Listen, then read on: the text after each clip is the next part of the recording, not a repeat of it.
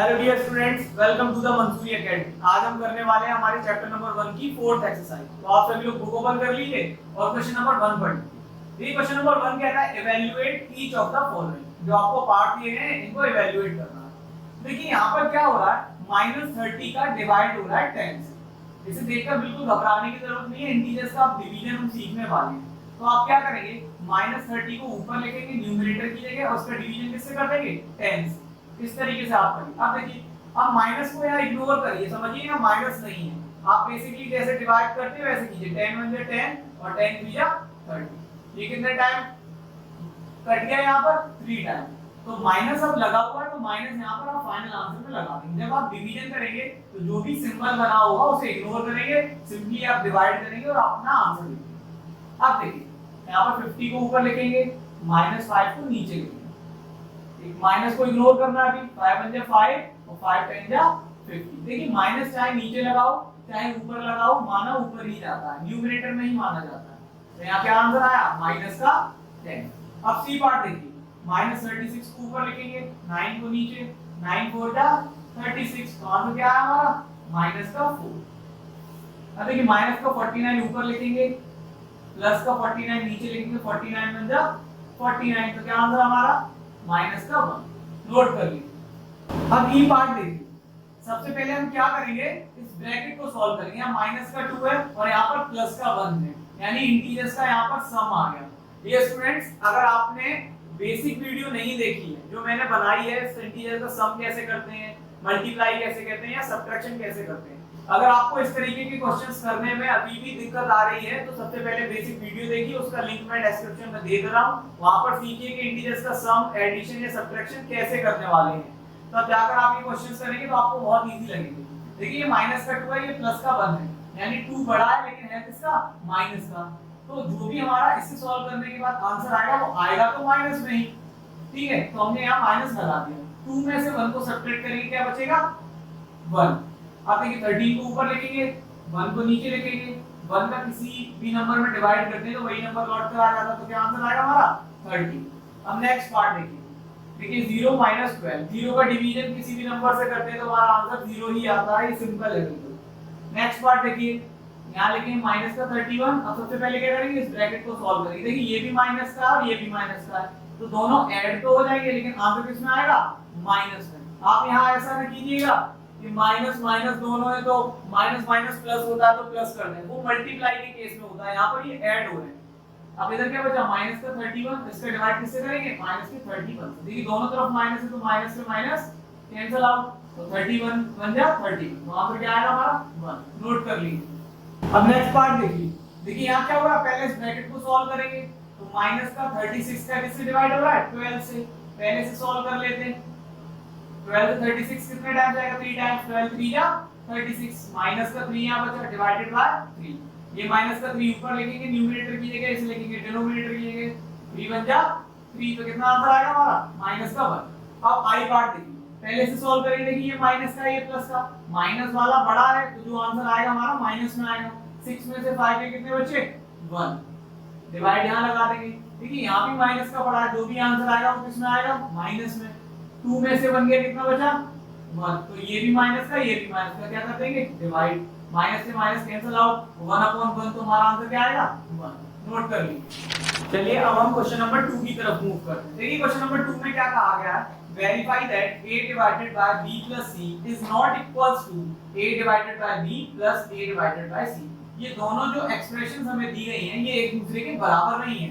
जो following values दी गई हैं अगर इनको इसमें पुट करते हैं, इनमें रखते हैं तो ये दोनों ही बराबर नहीं होनी चाहिए। तो आइए इसे सॉल्व करते हैं। तो सबसे पहले हम अपनी एक्सप्रेशंस लिख लेंगे, a divided by b plus c is not equals to a divided by b plus a divided by c। देखिए a कितना है, 12 12 रख लिया, डिवाइड का साइन, b कितना है, माइनस का 4 प्लस c कितना है, 2। वैल्यूज हमने सिंपली यहाँ पर पुट कर दी। a कितना है 12, डिवाइड किससे कर रहे हैं, b कितना है यहाँ पर, माइनस का 4 प्लस a कितना है यहाँ पर 12, तो किससे डिवाइड हो रहा है, c से। c कितना है 2। अब देखिए सबसे पहले हम क्या करेंगे, इस ब्रैकेट को सॉल्व करेंगे। 12 डिवाइडेड बाय -4 प्लस 2, यानी माइनस का बड़ा तो हमारा आंसर किसमें आएगा, माइनस में। तो 4 में से 2 को सब्ट्रैक्ट करेंगे, कितना बचा, 2। इज नॉट इक्वल्स टू, देखिए 4 का डिवाइड किसमें हो रहा है 12, तो आप चाहें तो डायरेक्ट कर दें 4 3 जा 12, या जैसे हमने सीखा है वैसे करिए, प्लस 12 को ऊपर रखेंगे 2 को नीचे रखेंगे, 2 से कितने टाइम गया 6 टाइम, 2 6 जा 12, 4 से कितनी बार गया 4 3 जा 12। अब देखिए 12 को ऊपर लिखेंगे -2 को नीचे, यहाँ क्या बचा 3 और ये माइनस भी लगा हुआ, माइनस का 3 और प्लस का 6, ये कितने टाइम गया 6 टाइम, 2 6 या 12, तो माइनस का 6 इज नॉट इक्वल्स टू, देखिए 6 यहाँ पर है और 3 यहाँ पर, लेकिन ये नेगेटिव है तो 6 में से 3 का कितना बचा 3, ये दोनों एक दूसरे के बराबर नहीं है, तो LHS is not equals to RHS हमने वेरीफाई कर दिया। अब बी पार्ट देखिए, सबसे पहले एक्सप्रेशन लिख लीजिए अपनी, a divided by b plus c is not equals to a divided by b और plus a divided by c। देखिए a की वैल्यू क्या है यहाँ पर माइनस का 10, तो वो हम रख लेंगे। b कितना है यहाँ पर, b है 1 और c भी है 1, a है माइनस का 10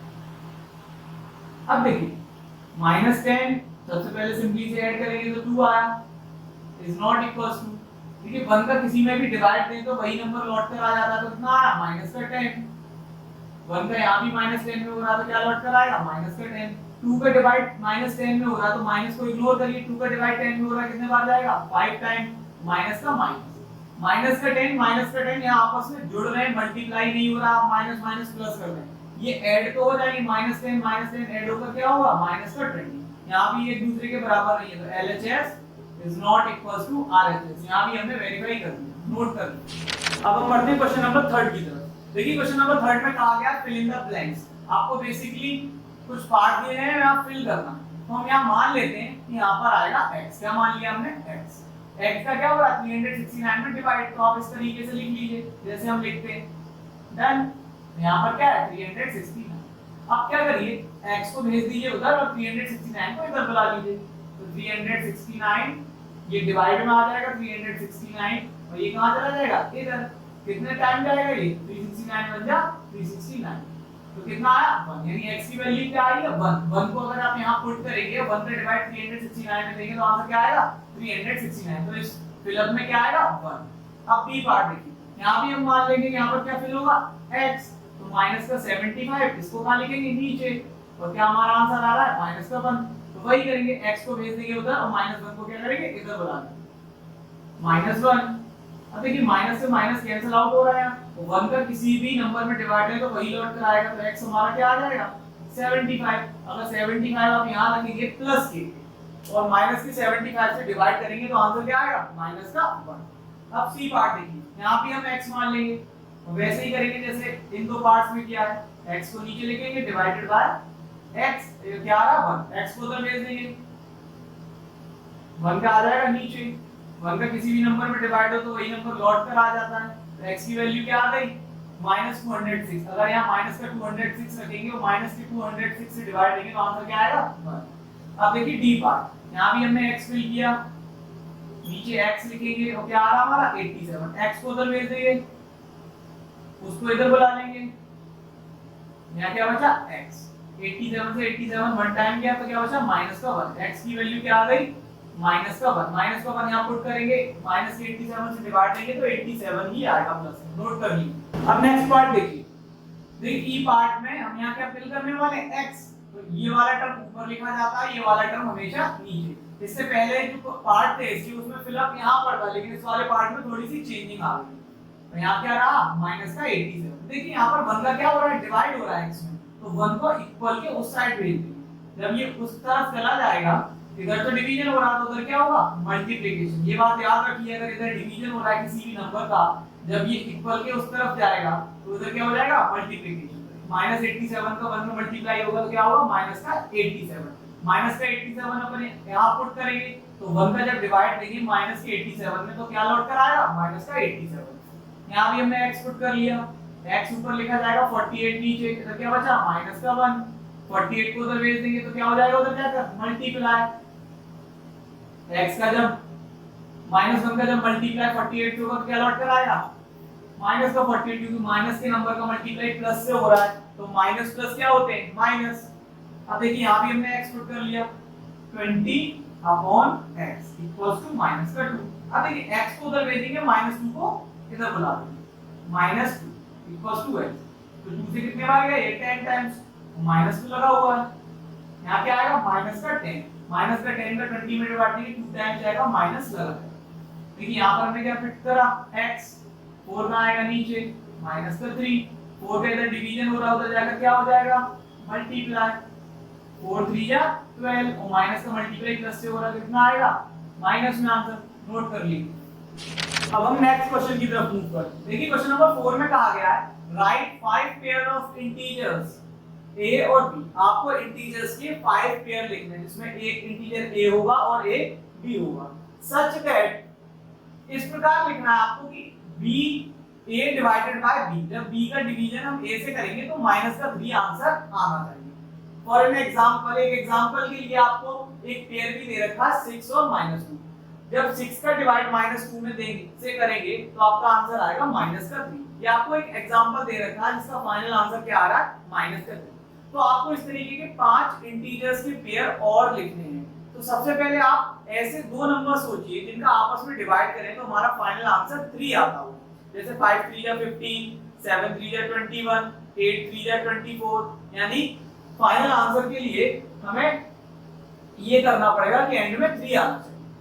तो सिंपली बहुत आसान है। और एक बात ध्यान रखिए, जो आप नंबर सोचने वाले हैं उनमें से एक नेगेटिव तो होना ही होना चाहिए, क्योंकि फाइनल आंसर में माइनस लगा हुआ, यानी एक इंटीजर नेगेटिव होगा ही होगा। दोनों पॉजिटिव भी नहीं होंगे और दोनों नेगेटिव भी नहीं होंगे। तो देखिए हमने पहले सोचा था 5 3 या 15, तो 15 प्लस का लेंगे और यहाँ पर हम माइनस का 5 ले लेते हैं, तो जो हमारा आंसर आएगा वो कितना आएगा, -3।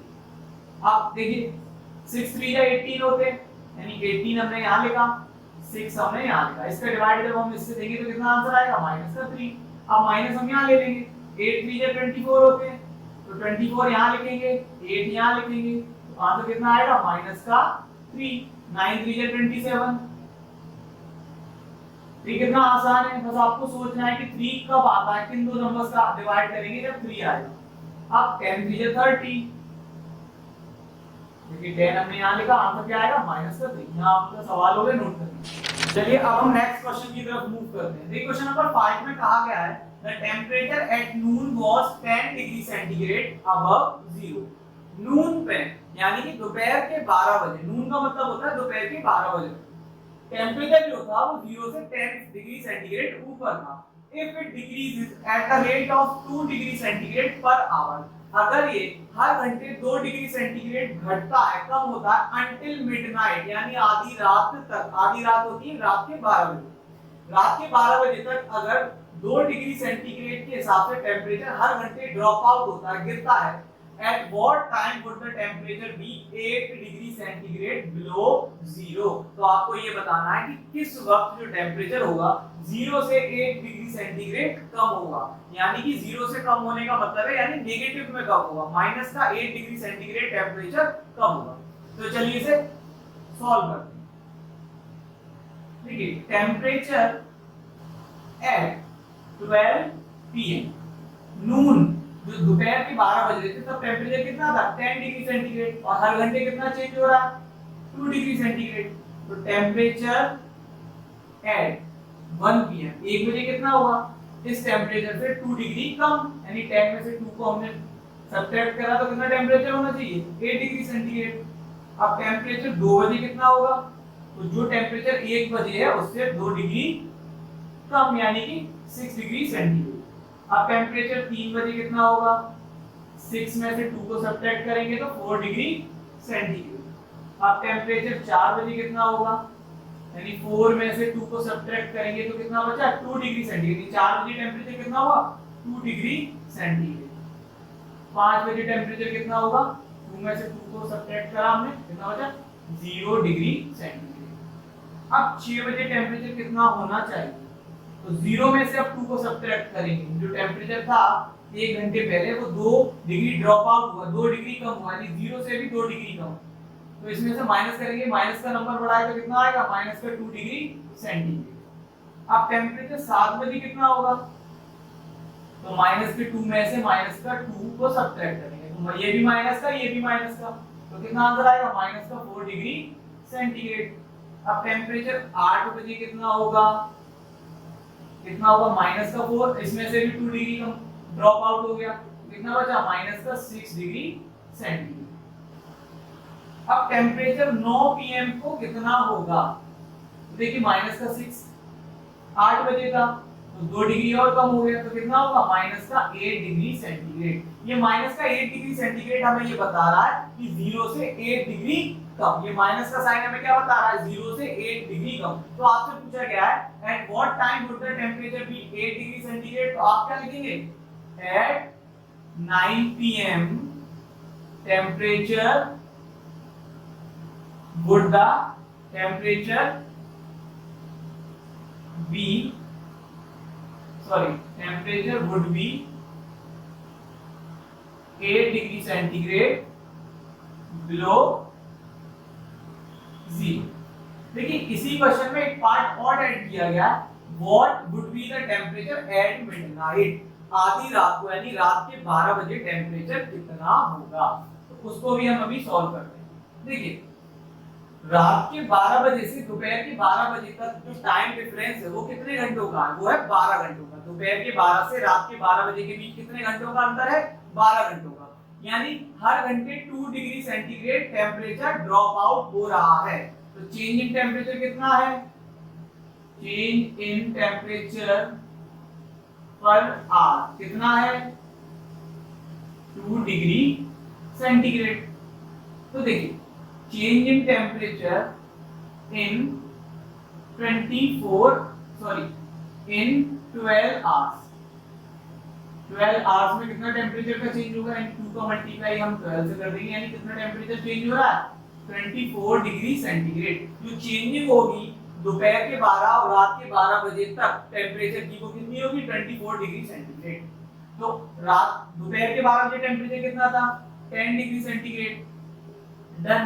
तो रात के 12 बजे कितना होगा चेंज 24 डिग्री सेंटीग्रेड ना चेंज आ जाएगा। तो हम क्या करेंगे दोपहर के 12 बजे जितना टेम्परेचर है उसमें से रात के 12 बजे जितना टेम्परेचर होगा यानी ये 0 से नीचे होगा उसको सब्ट्रैक्ट कर देंगे, तो कितना बचा हमारे पास माइनस का 16 डिग्री सेंटीग्रेड। तो आपको ये बताना what would be the temperature at midnight, रात के 12 बजे कितना टेम्परेचर होगा माइनस का 16 degree centigrade. The temperature at midnight would be minus का 16 डिग्री सेंटीग्रेड। नोट कर लीजिए। चलिए अब हम नेक्स्ट क्वेश्चन की तरफ मूव करते हैं। देखिए क्वेश्चन नंबर 6 में कहा गया है in a class test +3 marks are given for every correct answer. एक क्लास में कोई टेस्ट होता है उसमें हर सही जवाब के बदले में प्लस के 3 नंबर दिए जाते हैं and -2 marks are given for every incorrect answer, और अगर आप गलत जवाब देते हैं तो उसके लिए आपको -2 मार्क्स दिए जाते हैं, यानी कि 2 नंबर कम कर दिए जाते हैं। And no marks for not attempting any question, अगर कोई भी क्वेश्चन आप अटेम्प्ट नहीं करते हैं खाली छोड़ आते हैं तो आपको कोई भी नंबर नहीं दिया जाएगा। इसका फर्स्ट पार्ट क्या कहता है राधिका स्कोर 20 मार्क्स, राधिका का जो टोटल स्कोर हुआ वो 20 मार्क्स हुआ। If she has got 12 correct answer, अगर उसने 12 जवाब सही कहिए थे, how many questions was she attempt incorrectly, तो कितने सवालों के जवाब उसने गलत दिए। तो चलिए इसे करते हैं। क्योंकि marks awarded for 1 correct answer, एक करेक्ट आंसर के लिए कितने मार्क्स मिल रहे हैं, मार्क्स मिल रहे हैं प्लस का 3 यानी 3 मार्क्स मिल रहे हैं। तो उसने 12 करेक्ट आंसर दिए थे तो marks awarded for 12 correct answer, तो 12 करेक्ट आंसर्स के लिए उसे कितने मार्क्स मिलेंगे 3 का मल्टीप्लाई किससे करेंगे 12 से, यानी कितने मिले 36 marks.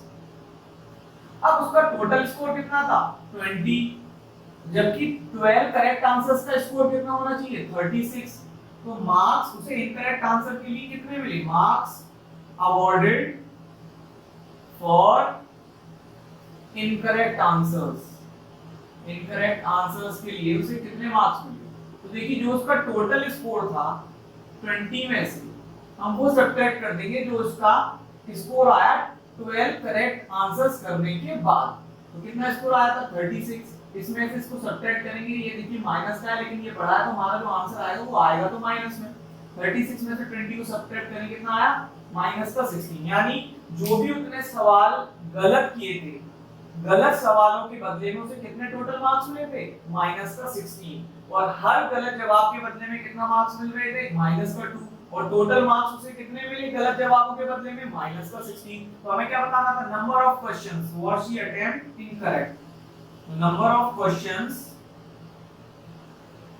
was she attempt incorrect।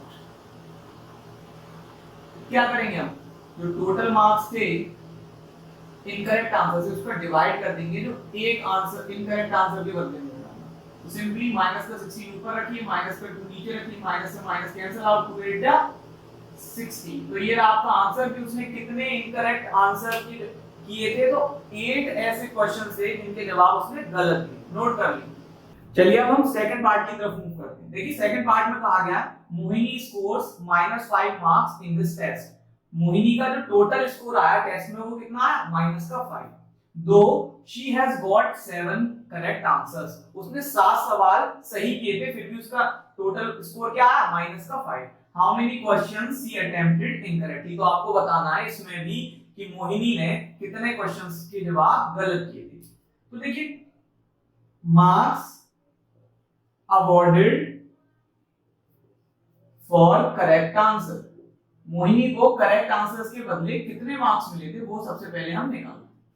देखिए एक करेक्ट आंसर के बदले 3 मार्क्स मिल रहे हैं, उसने टोटल कितने करेक्ट आंसर किए थे, 7।